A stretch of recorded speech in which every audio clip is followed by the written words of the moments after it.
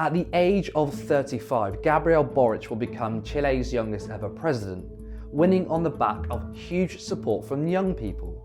But after decades of free market economics, can Boric overcome deep structural inequalities, and will he face strong opposition to his reforms?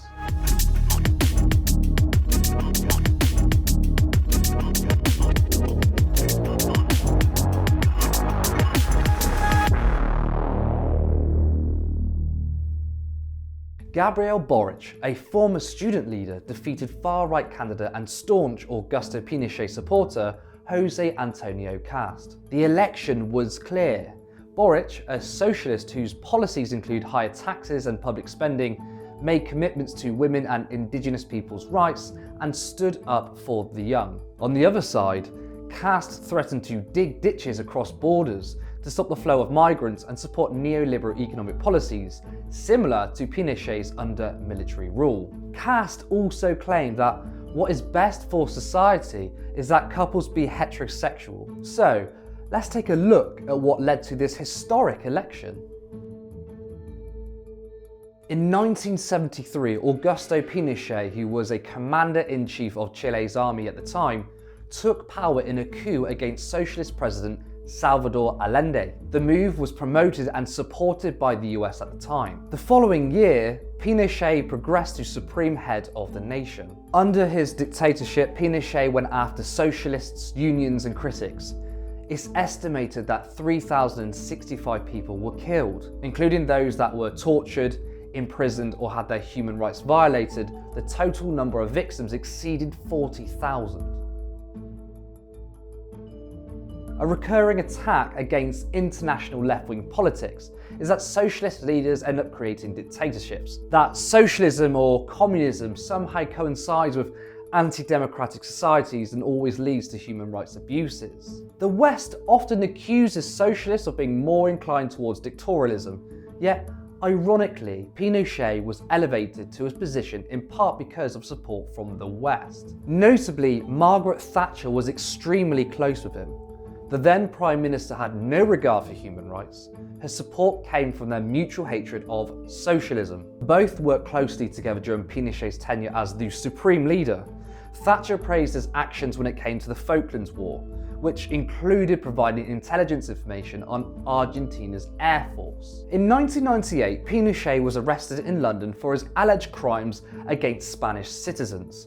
Unfazed, Thatcher still strongly defended him, calling for his release. She also sent him a bottle of scotch in solidarity.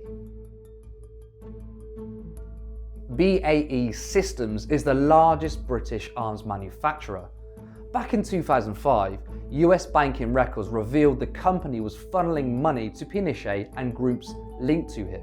Investigations found that more than £1 million was sent to the dictator, and some of the money was laundered through a company registered in the Virgin Islands. When looking at the context of Chile and other countries such as Venezuela and Bolivia, it is in fact capitalism, not socialism, that ends up being in bed with dictatorships. The US loves to install their own corporate-backed leaders to loot nations of their wealth, and the case with Pinochet was no different. A group of Chilean economists called the Chicago Boys were integral to the free market policies of Pinochet. The name came from the fact that the majority of them studied at the University of Chicago. Their influence had become exponential after Pinochet hired them to become ministers and advisors. That was the beginning of the free market neoliberal period. The public sector was eviscerated and state-controlled companies dropped from 300 to 24. Social security was slashed, along with education and infrastructure. Public universities were defunded and 2/3 of them were privatised. It was argued that privatisation of the education sector would see costs decline and quality improve. Obviously, that never materialised. The average cost of a university course was 41% of the average income, when beforehand, it was free. The lasting effects of neoliberalism caused Chile to become massively unequal. The combined wealth of Chilean billionaires in 2014, of which there were only 12, was the same as 25% of GDP. In 2019, the bottom 50% only had a 2.1% share of the national income. Nationwide protests erupted in October 2019 after the right-wing Pinera government decided to increase metro fares by 30 pesos. One of the main chants was, "It's not 30 pesos, it's 30 years," alluding to the fact that it's been 30 years since the end of Pinochet's regime, but that the neoliberal policies he enacted have continued to lead to inequality and austerity. This happened because after the return to democracy in the 90s, successive governments implemented largely cosmetic rather than structural changes. That's why this election was so important. The result potentially fosters a new age, one that seeks to break from the free market dogma that began under the dictatorship and continues to this day. The election was on one side filled with hope and the other with division.